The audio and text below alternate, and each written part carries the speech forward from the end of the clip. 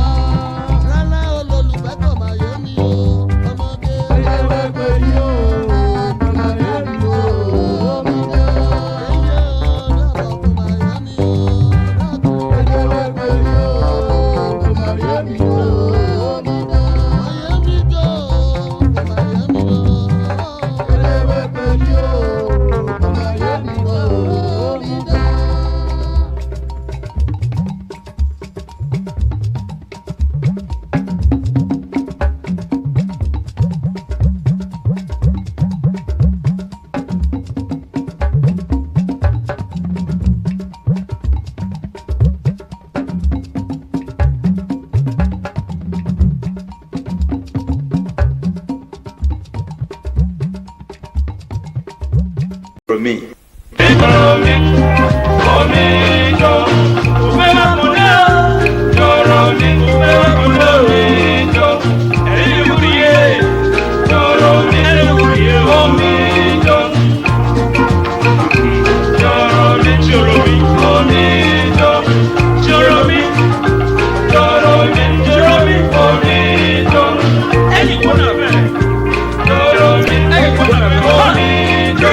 Preste, preste,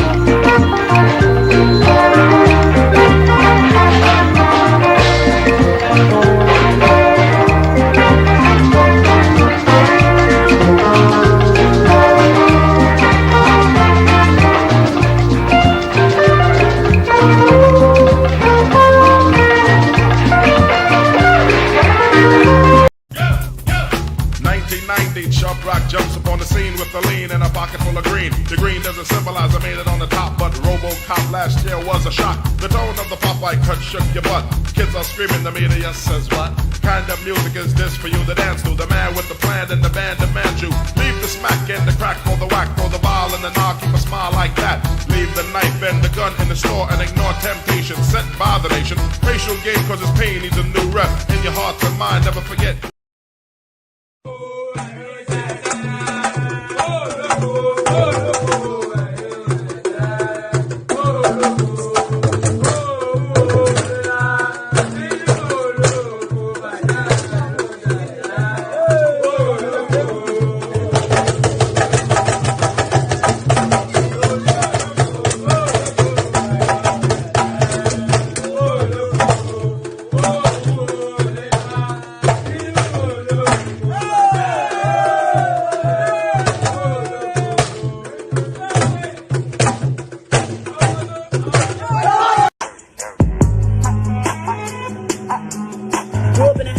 My parents never know hoe, daddy would've whooped my ass. Couldn't even cross my legs and switch my hips, let alone shake my ass. Hardly in class in high school, always this, but you know a bitch still passed. Got rewarded most likely to be asked and wasn't even there to get there. Nigga, no cap, never gonna change, but I give ass $1. Even my senses know I can never fit in, but I'm still gonna pop my collar. Ain't no bitch could do what I do. I go spike, these niggas ain't rappers. I own rights to all of my masters. I move on, but I won't move back. You quit playing with me, you don't want to smoke deep, but you can't take my spot. Bitch, I'm high, fuckin' with their conscience down. Wait until I put the content out. Yeah, I'm thick, bitch, so what? I don't lose sleep off losing this cut. I care less like having no butt. If I drop them sheets, he gon' give me that tongue. Ooh, about to fuck the game like a basic bitch. Plan B, can't babysit. Ducked off like Duck Goose, I'm low-key, no cadence. Got heat, I'm whipping that pot. Keep shit G, ain't never no thought. Getting that green, I gotta do top. Pen game sharp, keep it.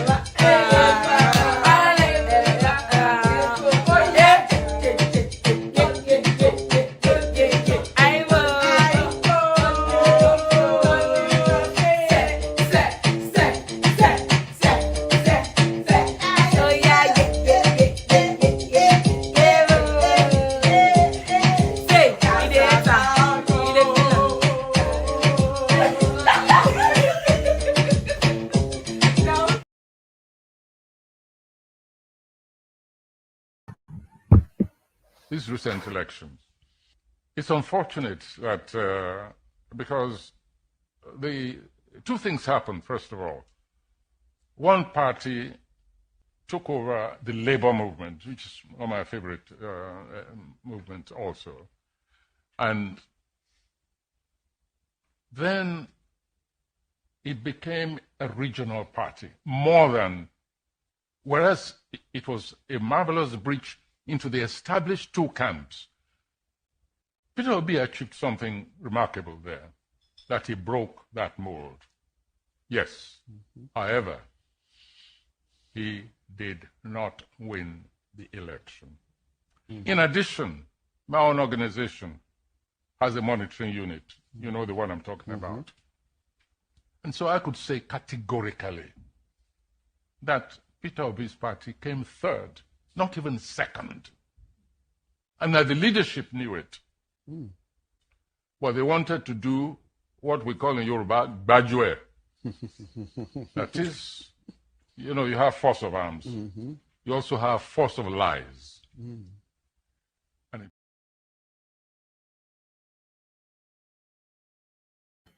And there it is right there. So there it is right there. So all the old hits and all the old clips. So all the old hits and hold on, I'm hearing myself back. Let me just address that quickly. So all the old hits and all the old clips, and here we go again. The same old, should I say shit? And, so here it is. Good day to you. Good to be in your company. And how are you? So good day to you. Good to be in your company. And how are you. So how are you? The protocol remains the same. Click on the like button just as soon as I invite you to do it. It's been a moment since we last had 100 likes. Maybe today will be the revisitation of that. So click on the like button. If you're not already subscribed, then please correct that as well. So like and subscribe. If you want to come and join me on the screen, the hyperlink that says StreamYard, it should be the let me make sure it's very immediate to hand. So if you want to come and join me on the screen, the hyperlink that says StreamYard is the first line item in the comment section. So just click on that and then come into the studio. So do that. Super chat, of course, towards the stream. We're not seeing sufficient enough super chat. It's almost getting worrisome somewhat. So super chat towards the stream. That's the engine oil, as I say, that lubricates the platform. So lubricate the platform with handsome super chats. Share the link to the stream on all your social media spaces and all those nice and cozy stuff. So all those nice and cozy stuff, the push for the release of Ejele, of course, still ever ongoing. So there it is right there. Share that hashtag wherever it is you go on social media. Hashtag free Ejele Speaks. We've spoken about it endlessly, so you all know what the campaign is all about. So hashtag free Ejele Speaks. So hashtag free Ejele Speaks. So here it is, and here I am. There you are, and here we go. So here we go. Shall we just get into it? I'm not quite sure I should label. Hold on. Yes, let's just get straight into it. Hold on one second. You know, I've got so much stuff on my screen, you know, so I have to delete some just to let me see through actually what I'm doing. You know, because I put a lot of stuff up on, then I download a lot of them to put them into the studio. So then I have to clear them off the screen so that I'm then focused on just what necessarily has to be on the screen. So that's you say that should have been done in the background, but then if you've known me for long enough, you know that usually I do things in a somewhat cark-handed sort of way. But there it is. Let's just get into it, shall we? Like, share, subscribe. Click on the hyperlink that says StreamYard to come and join me on the screen. Super chat towards the stream. All those things. Do all those things immediately and right now. Especially the likes and subscribes. We want to see that going up.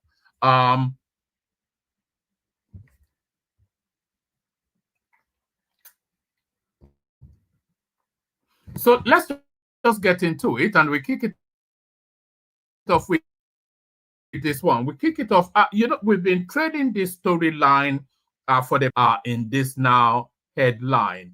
APC expels Aregbesola over anti-party activities. So there it is. That comes as no surprise to anyone. The way he has been moving, even long before the elections, all the way through the long before the primaries, even of the APC, all the way through the primaries. And since Tinubu became president, this guy has always somewhat positioned himself as an antagonist towards both the Tinubu trajectory and now his government now. And he's been making noise again recently that he's leaving the party looking for where to park, so they've just kicked him out anyway.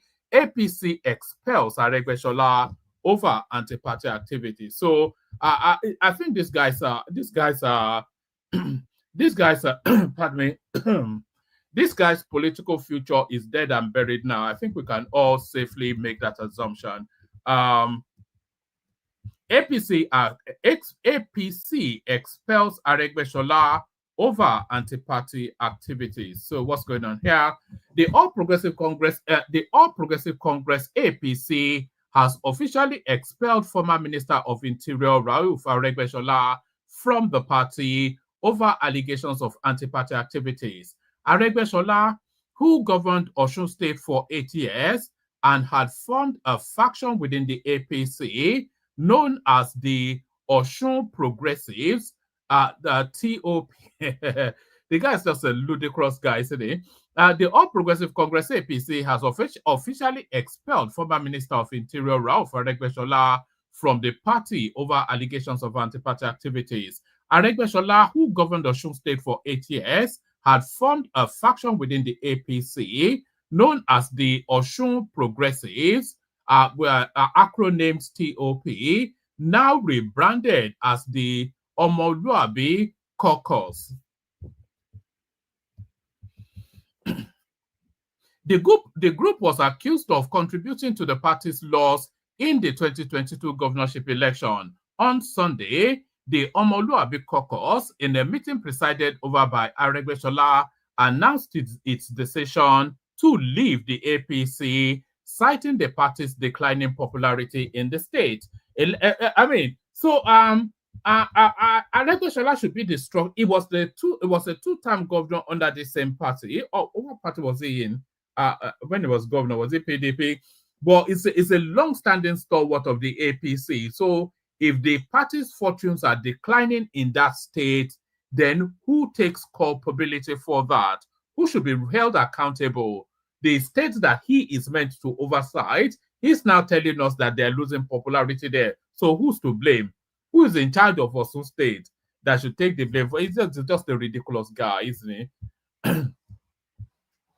One more time from the top, and this time all the way through, the All Progressive Congress APC has officially expelled former Minister of Interior Rauf Aregbesola from the party over allegations of anti-party activities. Aregbesola, who governed Osun State for 8 years, had formed a faction within the APC known as the Osun State Progressives, now rebranded as the Omoluabi Caucus. The group was accused of contributing to the party's loss in the 2022 governorship election. On Sunday, the Omoluabi Caucus, in a meeting presided over by Aregbesola, announced its decision to leave the APC, citing the party's declining popularity in the state.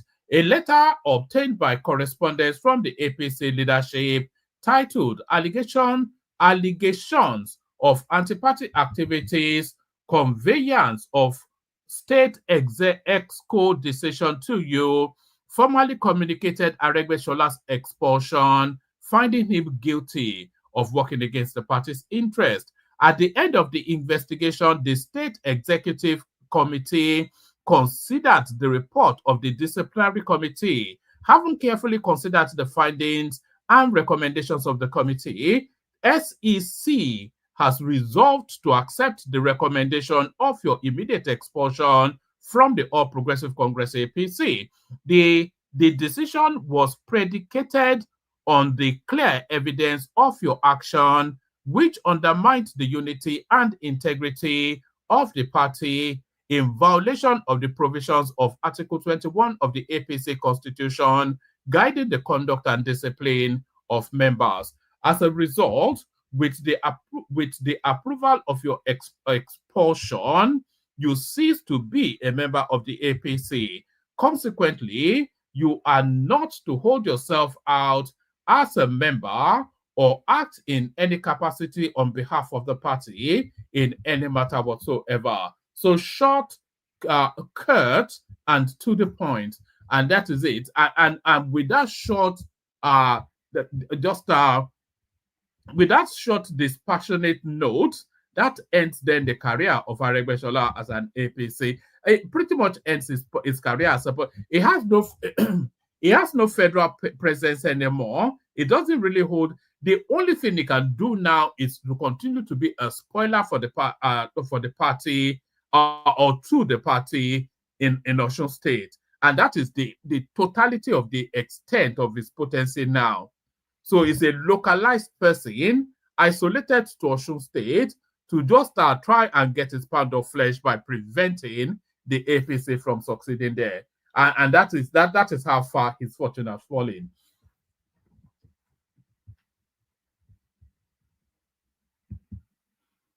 All right. So from that to this, who amongst the ministers in the federal cabinet is smarter than El Rufai? So that's the $1 million question. I doubt that there are many that are smarter or even more competent than El Rufai in that cabinet. But I think that there's no one in that cabinet that would be as difficult to manage as El Rufai. And that really is the reason why he's not in government. It will just be an impossible guy to manage. Who amongst the ministers in the federal cabinet is smarter than El-Rufai? Joe Igwekwe asks as he wonders what went wrong between Tinubu and the former governor. So there it is. All Progressive Congress APC chieftain Joe Igwekwe has claimed that the former governor of Kaduna State, Malam Nasir El-Rufai, is greater, smarter, and bolder than all the ministers in the current administration. In a recent event, that should be at a recent event, in a recent event in Abuja, Rufai declared that he no longer recognizes the ruling party, saying the APC no longer practices internal democracy. The comment did not go down well with some allies of the president who I don't know who wrote this, but slammed is what the person said, the former president. I think they were caught in between two thoughts. Who launched that? The former president, the former governor, they wanted to say, or who slammed the former governor? So let's go with what they should have said. Who slammed the former governor? Reno Omakri accused El-Rufai of orchestrating the killing of residents. So on and on that goes. So, but the question really that is pertinent is who amongst the ministers in the federal cabinet is smarter than El-Rufai? I cannot think of one. Can you? So I cannot think of one. Can you? Security operatives take over PDP secretariat after BOT meeting clash. So there's actually a clip. I can't play you the clip, unfortunately, because it's too violent. But there was a punch-up at the PDP secretariat as the opposition continued to internally combust and cannibalize themselves from within. Security operatives take over PDP secretariat after BOT meeting clash. Security operatives, including soldiers, police officers, and personnel of the National Security and Civil Defense Corps, have taken over the National Secretariat of the People's Democratic Party (PDP) following a clash between Samuel Anyanwu and Sunday Ude Okoye over the position of National Secretary. So I could play you the clip, but we will get struck by YouTube. It's just the thing. It was quite violent. These are alleged chieftains of the PDP throwing punches. The guy actually kung fu'd himself through the door of the secretariat and then launched as his rival. And then he swept a policewoman aside, just swatted her like a fly. It was quite brutal. The conflict escalated during a scheduled board of trustee meeting when both Anyanwu and Udo Okoye arrived at the venue. Reports indicate that an aide to Anyanwu forcibly removed Udo Okoye from the meeting shortly after a closed-door session began. This led to an altercation between supporters of the two camps, prompting the intervention of security operatives to restore order. The position of PDP National Secretary has been a source of contention between Anyanwu, who vacated the role to contest the Imo State governorship election, a bid he ultimately lost. In his absence, the Southeast Caucus of the party endorsed Ude Okoye as his replacement. Efforts by Anyanwu to reclaim the seat after his gubernatorial defeat have deepened divisions within the party. On December the 20th, the court of on December the 20th, 2024, an appeal court sitting in Enugu upheld a prior high court ruling that removed Anyanwu from the position and affirmed Okoye as the legitimate national secretary. However, Anyanwu has filed a stay of execution and an appeal with Dr. Musa SAN nominated as the party's legal counsel by acting national chairman, etc., etc. So there it is right there. So it's all kung fu fighting now within the PDP. So That's just what it is. Let's go on from that to this. EFCC operatives raid residence of former NHIS Executive Secretary Usman Yusuf, arrest him. So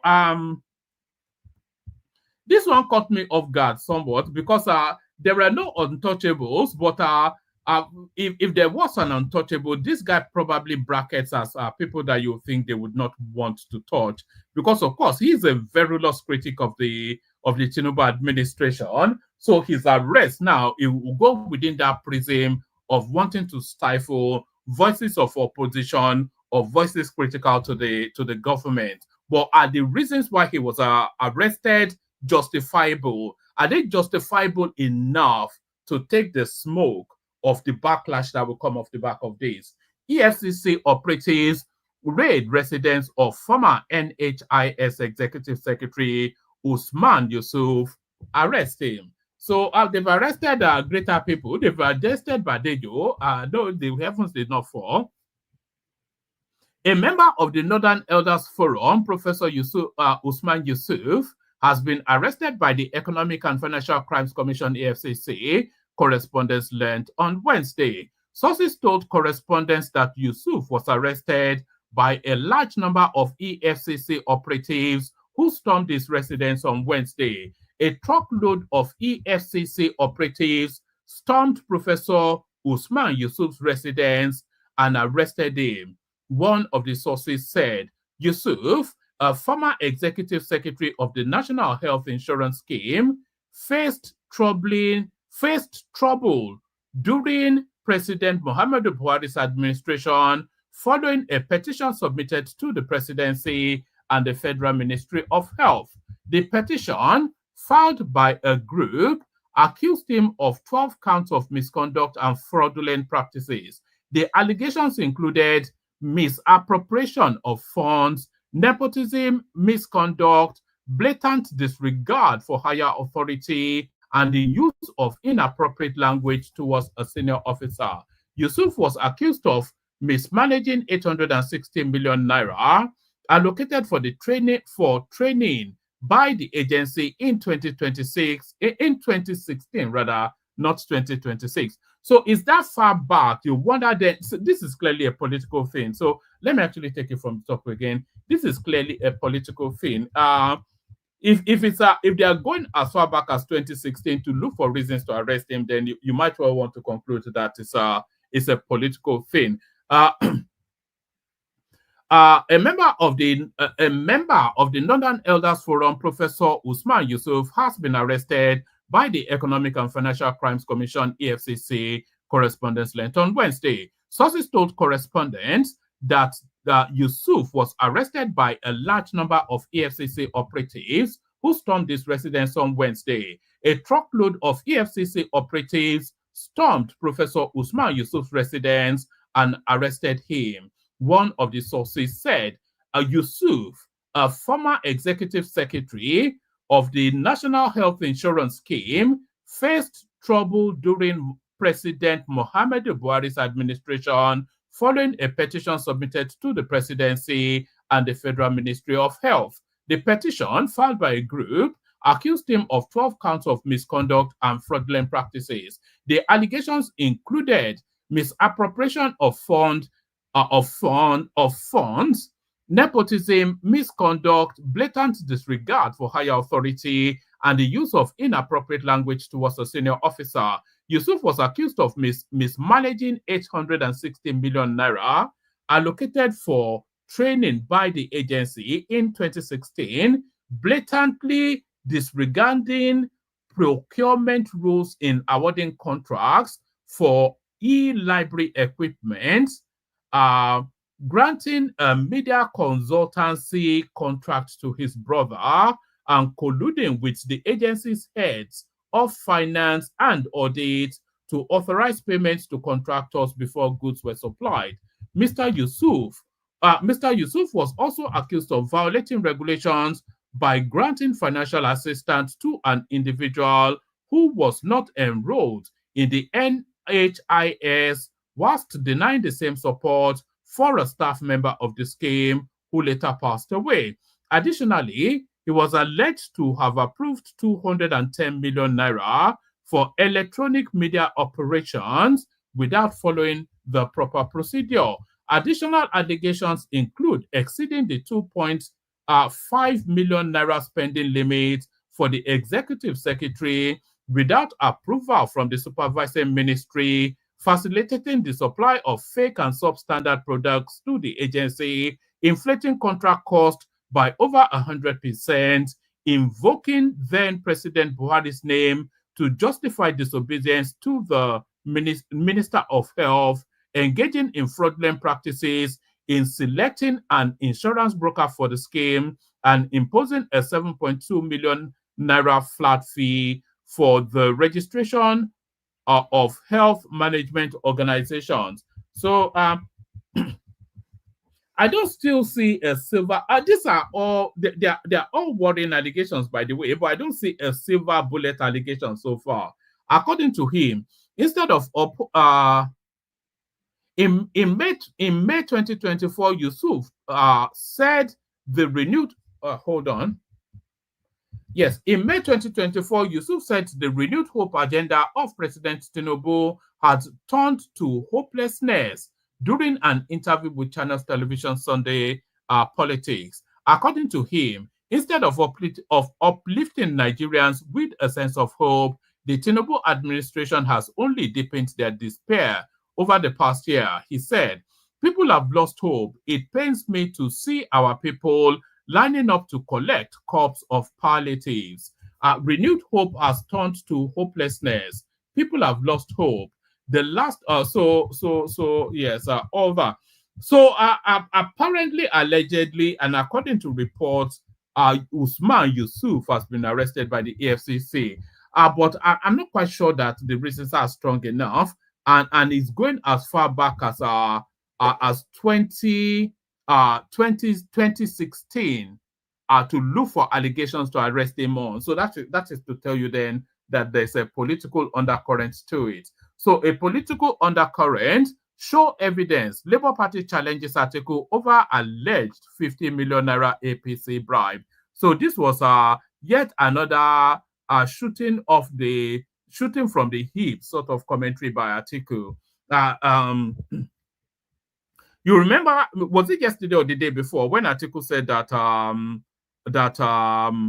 that he had evidence that the government had paid off all the opposition parties with 50 million naira each. So the money so derisory and the allegations so outrageous, I'm not even sure why anybody is bothering to take it on. Show evidence. Labour Party challenges article over alleged 50 million naira APC bribe.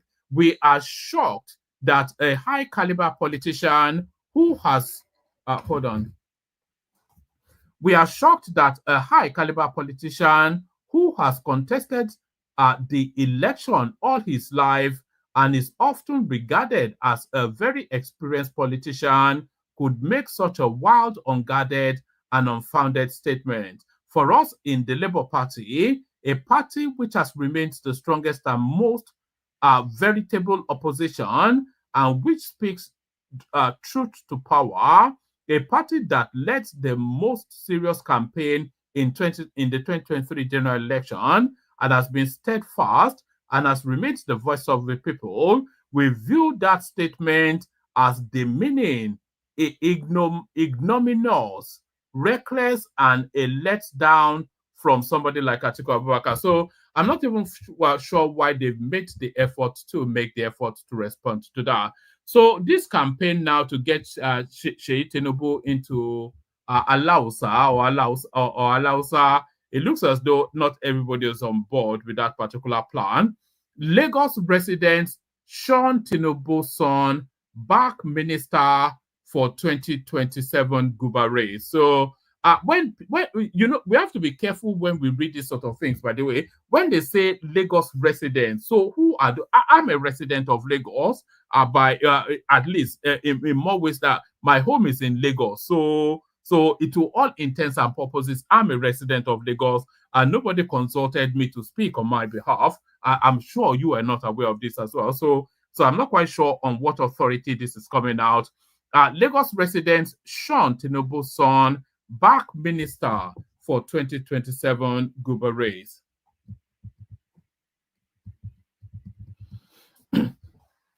Lagos State residents under the aegis of the League of Concerned Lagosians. So that is a special purpose organization vehicle right there. That's just that's a political slant. That's a lobby group. So when you hear all this sort of, when you hear Northern Elders Forum, Concerned they are lobby groups. They are special purpose political hubs. So this is essentially a political hub. Concerned Lagosians. What does that even mean? What are you concerned about?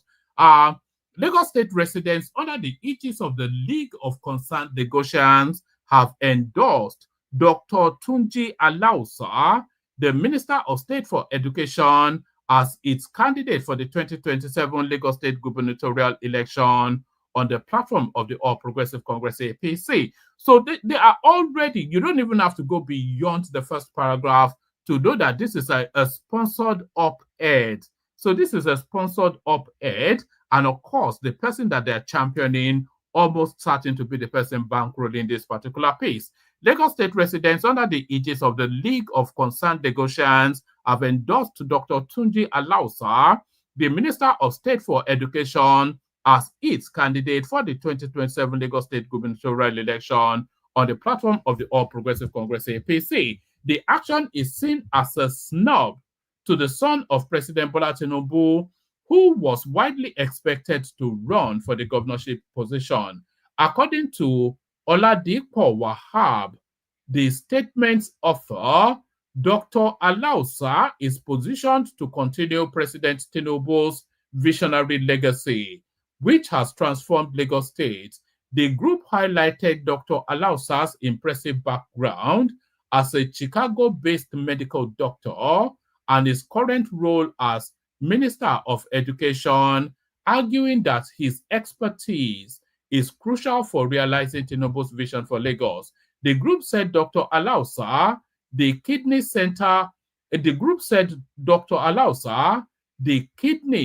Care Center KCC in 2004, I don't know, maybe built, they were meant to say, which has grown to include 17 locations. Yes, maybe founded. That's an incomplete sentence. So I'm not misreading it, or let me highlight it for you right there. So that's how they wrote it. The group said Dr. Alausa, that should be who founded the Kidney Care Center KCC in 2004, which has grown to have 17 locations in Illinois and several others across the United States. He also established the dialysis. It's dialysis, so I can't pronounce the word. He also established the dialysis care center in Homer, Illinois.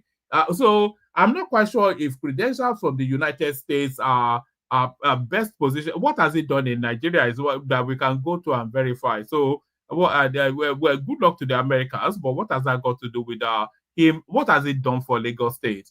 The group said Dr. Alausa founded the Kidney Care Center KCC in 2004, which has grown to include 17 locations in Illinois and several others across the United States. He also established the Dialysis Care Center in Homer, Illinois in 2014 and has collaborated with numerous medical facilities to address kidney-related diseases. As a Minister of Education, Dr. Alausa has already made reforms, including the abolition of the controversial 18-year requirement for university admission and a commitment to revamp the degree programs to better meet labor market demands.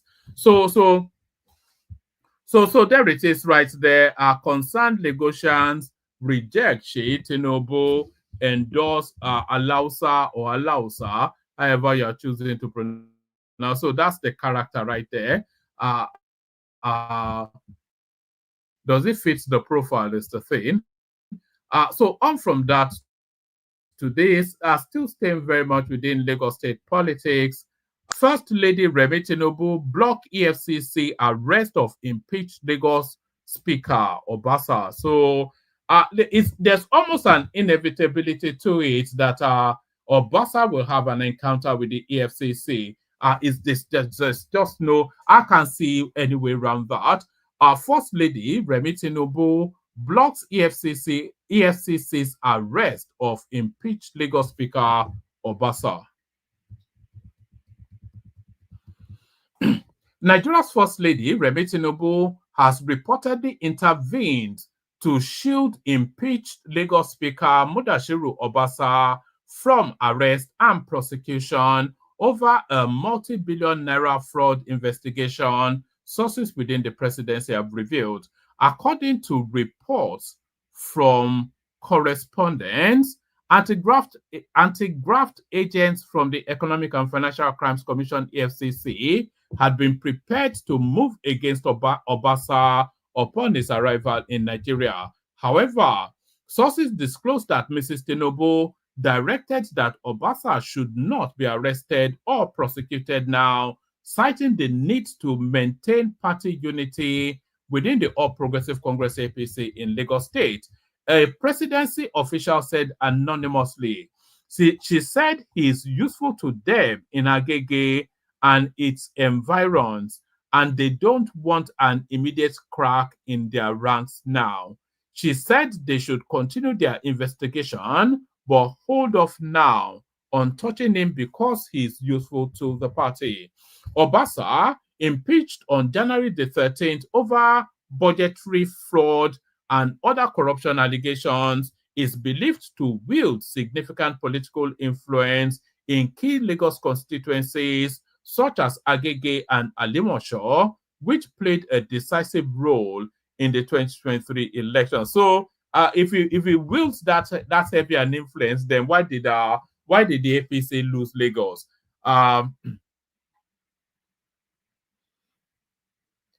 Tinubu reportedly argued that Obasa's stronghold in these areas is crucial to President Tinubu's re-election bid in 2027, and his arrest at this time could destabilize the party structure in the state. Correspondents learned that the EFCC has been investigating Obasa's financial dealings since 2020, following reports by correspondents detailing his alleged illicit acquisition of assets and mismanagement of public funds. Although Obasa was not prosecuted then, fresh corruption allegations linked to budgetary misappropriation led to his recent impeachment. EFCC insiders had indicated that it was ripe for prosecution this time, but Tinubu's intervention halted their move. Sources within the anti-graft agency confirmed that they had been awaiting a presidential go-ahead to arrest Obasa, but that signal never came, an indication of the First Lady's influence in the matter. So there it is. Despite the ongoing corruption allegations, Obasa made a daring return to Nigeria from the United States last week, receiving a rousing welcome from supporters. At a press conference following his return, Obasa denied all allegations against him, insisting that his impeachment was unconstitutional and politically motivated. If you want to claim that I am corrupt, please prove it. Let us see it, Obasa declared. In the 2023 general elections, President Tinubu lost Alimosho to the Labour Party's Peter Obi, who secured 71,000 votes compared to Tinubu's 62,000 votes. Tinubu is reportedly keen to strengthen APC's stronghold on Lagos ahead of 2027, making Obasa a strategic political asset despite his corruption allegations. So there it is right there. A useful fool, apparently, allegedly. If anybody wants to come in, by the way, nobody in the studio yet, but hopefully somebody will be soon. Atiku Tambuwal El Rufai under fire for alleged plot to overthrow Tinubu. And we are starting to hear the name of Abubakar Malami back in circulation as well. the Joint Action on Democracy (JAD) has expressed concerns over a recent meeting attended by top political figures, including Alhaji Atiku Abubakar, Peter Obi, Rotimi Amechi, Aminu Waziri Tambuwal, Nasir El-Rufai, and Abubakar Malami. The group claims that these politicians pose a threat to Nigeria's democracy and must be held accountable for any resulting instability. So, the opposition is starting to take shape against Tinubu, actually, and that is a very potent mix right there. If you are ever wondering where the money will come from, the money will come from Abubakar Malami, who has stockpiled about $10-15 billion in the course of his 8 years looting under Buhari. So that's the money end of the whole thing right there. But then the potency end, look at this meeting.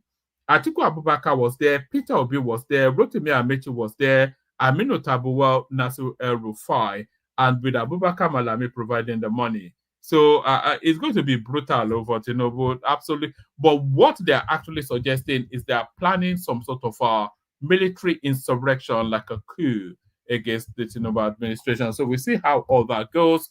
The Joint Action on Democracy (JAD) has expressed concerns over a recent meeting attended by top political figures, including Alhaji Atiku Abubakar, Peter Obi, Rotimi Amechi, Aminu Waziri Tambuwal, Nasir El-Rufai, and Abubakar Malami.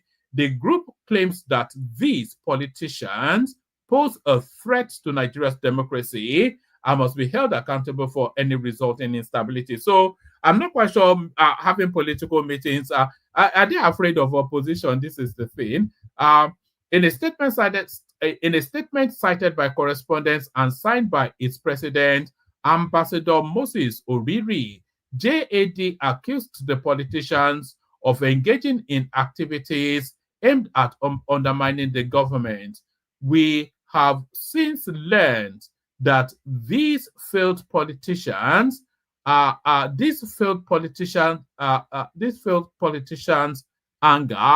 was because President Tinubu bravely initiated reforms that are already showing results. So that's the gang up against Tinubu right there. Tinubu's aide mocks Atiku PDP after fight at National Secretariat during Board of Trustee meeting. So we've seen that already. I think that's enough, actually.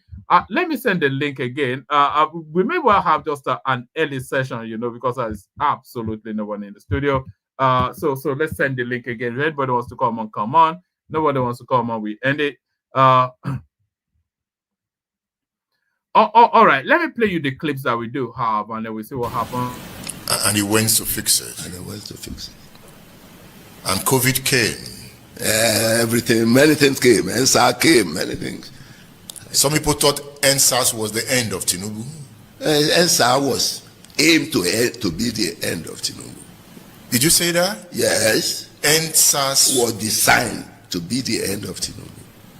Can you expatiate? Those behind the NSAS knew that's what they were doing. Who were those behind it? The what do you call them? The obedience. The obedience? The obedience were behind the NSAS. We're behind the NSAS? Yes. It was manufactured from America. And so brought in just to stop him. But who are the obedience? I said the obedience. So who are the obedience? So who are the obedience? The obedience came from America to do the NSAS and later became a movement to form a party. And they couldn't form a party and join whichever party. I thought obedience was tied to Peter Obi. Well, maybe Obi's party, I don't know. Maybe Obi's movement, I don't know. But the obedience were behind the NSAS. So it was well planned. Planned. Organized with a lot of money. From America? From America, yes. How come Tinubu did not see this coming? Not every ambush is detected. Not every ambush is dictated. No.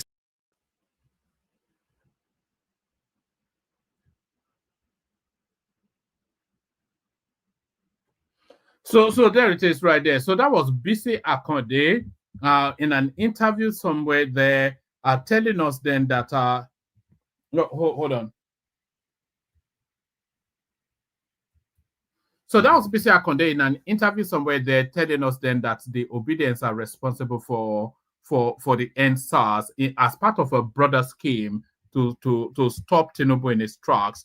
So the next one then, this is the Afenifere space pushing for the release of Nnamdi Kanu. Nnamdi Kanu, the release of Nnamdi Kanu, as such, that could bring about national reconciliation. We actually do not want it to be seen as a political issue. Any moment from now, maybe in the next 6 months or thereabout, you will see politicians begin to discuss 2027 and thereabout. And so we feel that it is very important at this time, because there is no way you will discuss issue of security in this country, issue of national reconciliation, issue of southeast of Nigeria without the issue of Nnamdi Kanu. So we feel that, yes, there is no useful purpose for his detention.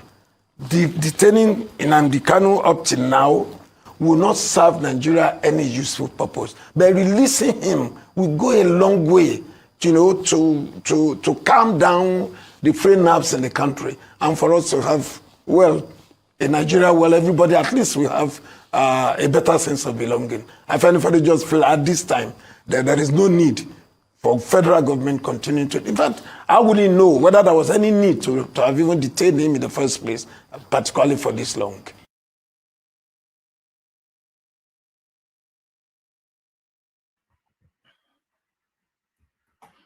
So that's the Afenifere space then campaigning for the release of Nnamdi Kanu, which a lot of you may find strange. Sadly, I do.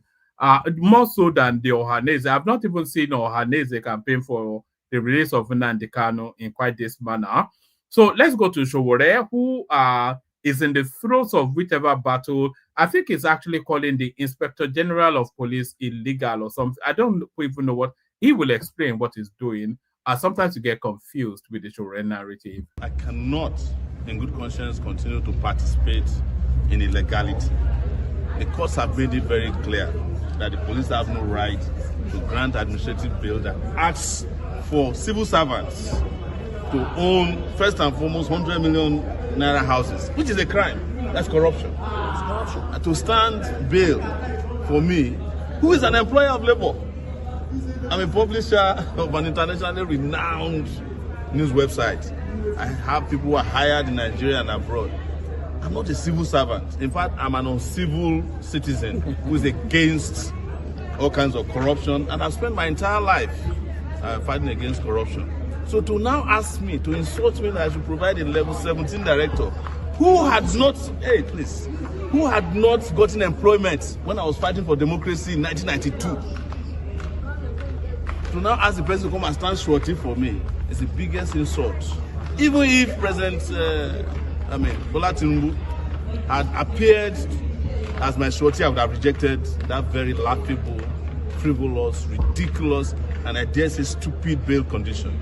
If the court in its own wisdom decide that they want my passport in their coffers because it's a very special passport, that's a different issue. But we must continue to reject the impunity of the Nigerian police and their officers who will just invite you and then ask you to deposit your passport. I'm going to bring a level 17 civil servant. Even by the civil service rules, there is no level 17 officer, because a level 17 officer in the civil service is a permanent secretary who is politically appointed by the president. So you expect such a person to come and stand surety for Sowore? I'm not being arrogant and I'm not bragging, but in 1992, when I was a student leader, Tinubu was a senator, and I was more powerful than him in the Nigerian society. So how dare them ask me? And I can guarantee you that at that time, Ebetokun probably had just joined the police and he was a sergeant, or that is if he had not forged his age.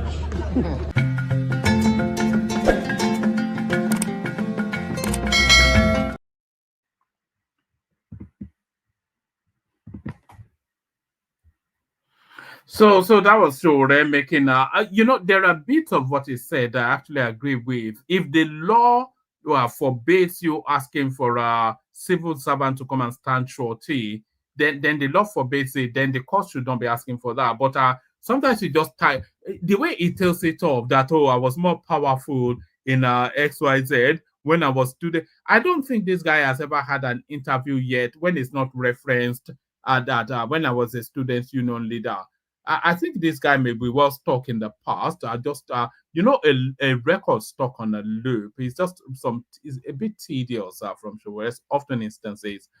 We play the Kegite music. I'll send the link again, and then we may just shut it down after the Kegite. Only water, where they see my water. Oh yes, water, water, water, water, water, water, water, water, water, water.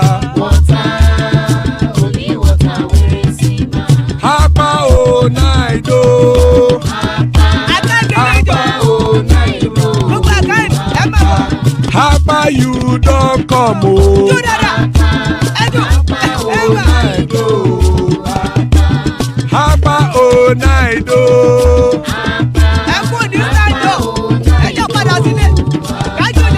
Oro kẹ̀kẹ́ ẹlẹ́mù yé o.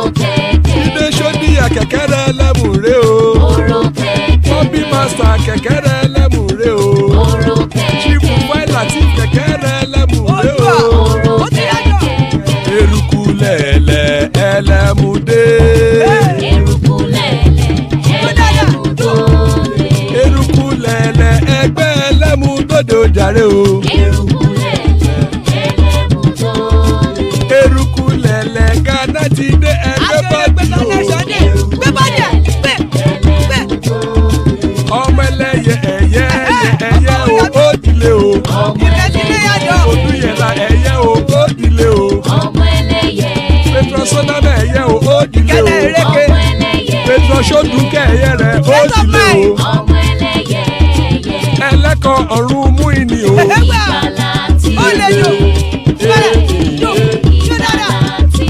Àkùkọ ọ̀run mẹ́kọ̀.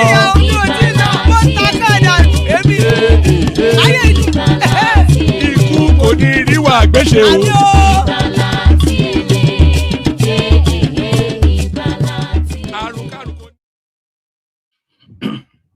And there it is right there. Kuko Nirua, which may just have nothing to do with us. So it looks as though nobody's up for the conversation today. So we'll end it here and then we'll reconvene tomorrow. So thank you, everyone.